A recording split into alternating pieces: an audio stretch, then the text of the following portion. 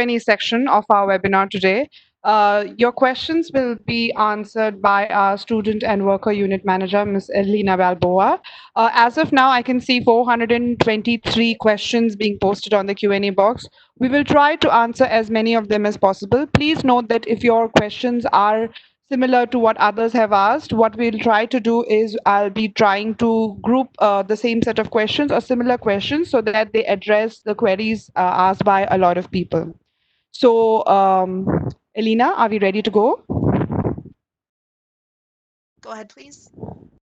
So, the first question that we have is, are SDS files really being processed as there have been no updates for the last few months? I haven't heard from anyone regarding AIP. Can you please give some timeline for processing of AIPs?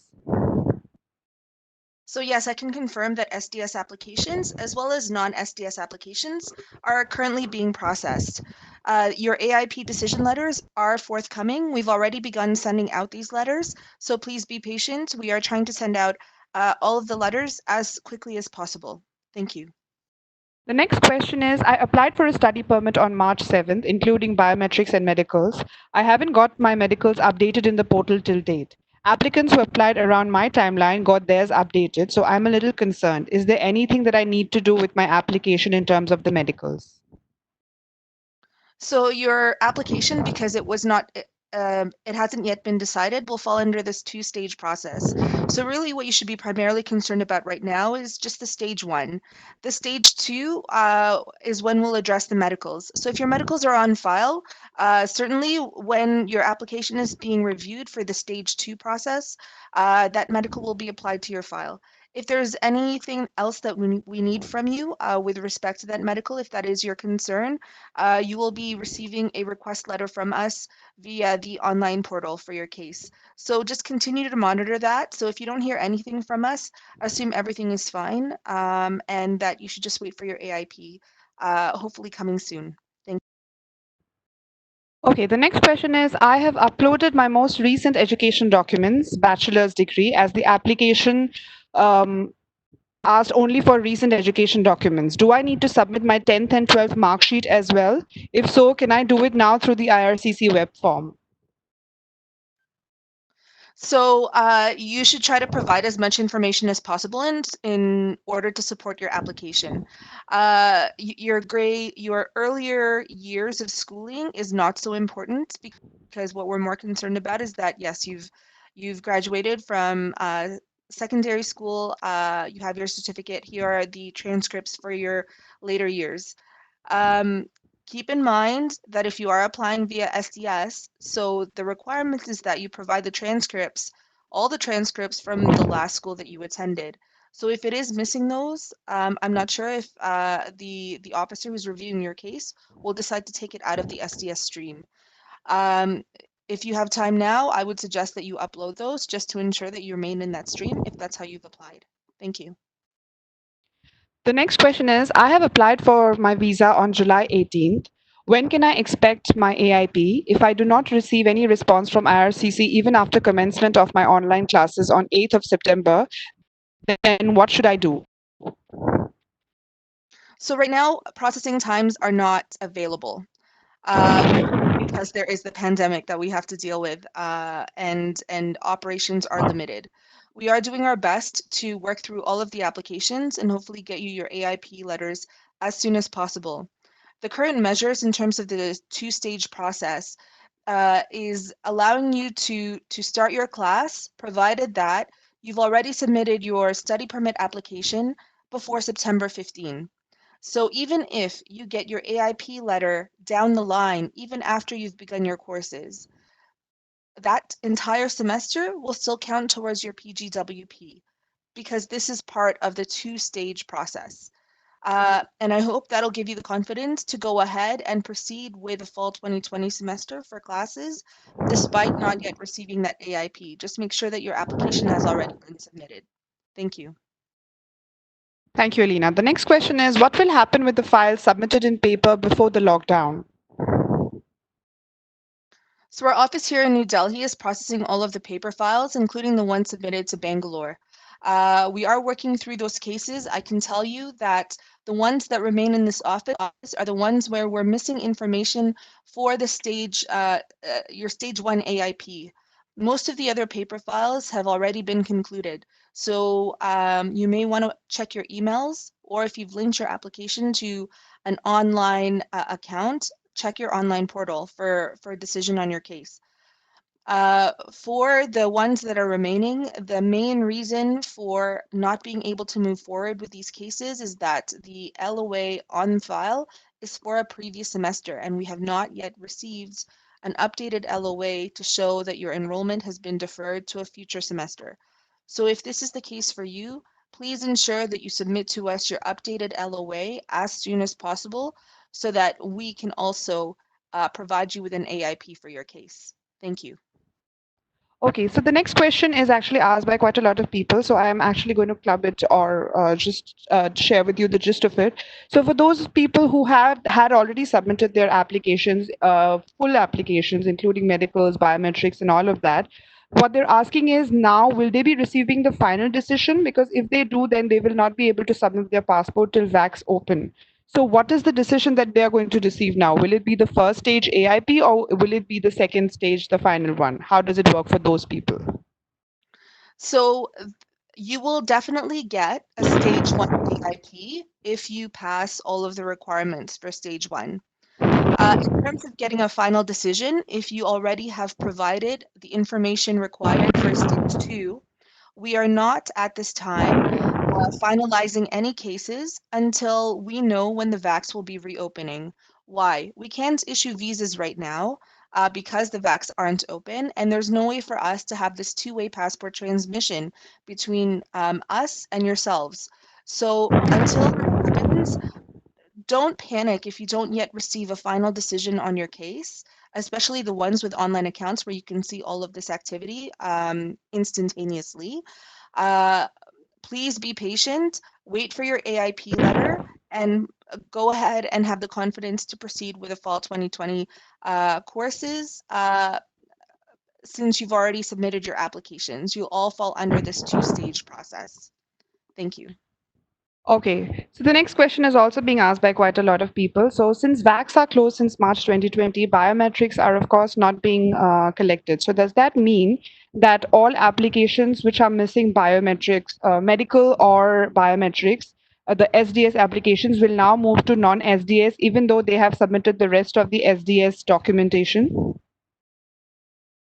So biometrics actually does not form part of SDS. It is not a mandatory requirement upfront. So you can, even if you didn't provide biometrics yet, if your application has all of the other documents on file, you can still continue with the SDS process. For those who are missing medicals, now upfront medicals is a mandatory requirement for SDS, and the SDS requirements have not changed. So that means if you did not provide medicals with your application will automatically be put into the non-SDS stream. Thank you. Okay, so the next question is, my course is hybrid. Will I face a rejection as my college requires me to attend classes in person? No, how your school is delivering your program is of no concern to us, to be perfectly frank. We understand, like because of the pandemic, that some schools are able to have in-person classes, some schools are able to only provide hybrid classes where the in-person portion may be later in the year, and some schools have just decided to stick to an online format for the fall 2020 semester. We understand this. This is not going to factor in our decision. So for the ones with hybrid courses, I think, especially if your school has decided that the in-person portion of your program is going to be later in the semester, uh, they're hoping, like everyone else is hoping that the travel restrictions will be lifted by then so that you can travel to Canada. But don't think that just because you're in a hybrid program, this will factor into your decision. It will not. Thank you. Uh, so the next question is, if one has got stage one visa approval, does it mean that he will for sure get a visa in the final stage? And if not, then what could be the possible reasons for the rejection in the second stage? So we'll say that if you receive stage 1 approval, so you get the AIP, there is very low risk for you to get a stage 2 approval. A stage 2 refusal. This is not a guarantee of a visa because you get AIP. It is no guarantee. However, it is low risk, meaning that the number of cases that actually fail at stage 2 is very, very small. And I'll tell you the main reasons. Number one, you've provided incorrect or false information on your application, or you've provided fraudulent documents. So essentially, you shouldn't be providing false information or fraudulent documents, and this is why we're refusing your case. Number two is a medical inadmissibility. So normally this relates to tuberculosis issues. And what students usually receive is instructions for what we call a medical furtherance. You're you're instructed to do a series of other tests and potentially a drug regimen to correct your current medical condition. And then you're given usually 12 to 16 weeks for this to all take place. And then you get another set of tests later to see if your condition has improved. There may be a second furtherance beyond this. And then very rarely have we actually seen that conditions have not improved, and that results in an actual refusal based on medical inadmissibility. The refusals resulting out of this are usually because the student has refused to comply with our medical instructions. So again, like a lot of these things are in your hands. They're things that you can control. You know, number one, answer all of our questions truthfully and completely. Number two, the documents you provide should all be valid and legitimate and genuine. Number three, if we provide you with medical furtherance instructions, please make sure that you follow all of them and follow them within the time frame provided to you. And if you follow all of these things, your risk for getting a stage 2 refusal will be even less. There are other things that we look at in terms of a stage 2 approval that really for students, it does not like it. I've actually never seen it factored. For example, if you're a terrorist, if you are a spy, if you've committed genocide, like these are things that are just so incredibly uncommon with this population. These are things you don't need to worry about that'll affect you. Like we've never seen a police certificate with actual a criminal history on there. Like this is again a very rare thing for students, especially because a lot of you are just, you know, you've just become adults and you're just starting out in your life. You don't have this background history yet. So really a stage 2 refusal, as long as you follow our instructions and provide correct and complete documents and information, uh, the risk is very low that you should get a refusal at stage 2. Thank you. Okay, so this one is also about AIP. So the person is asking, can I defer my intake or change my course after receiving an AIP? And if I can do that, then will it affect my second stage approval? No issues with deferring your enrollment at all. So just make sure that you submit to us an updated LOA to demonstrate what your new start date is. The a deferral of enrollment does not factor into stage 2 at all. Thank you.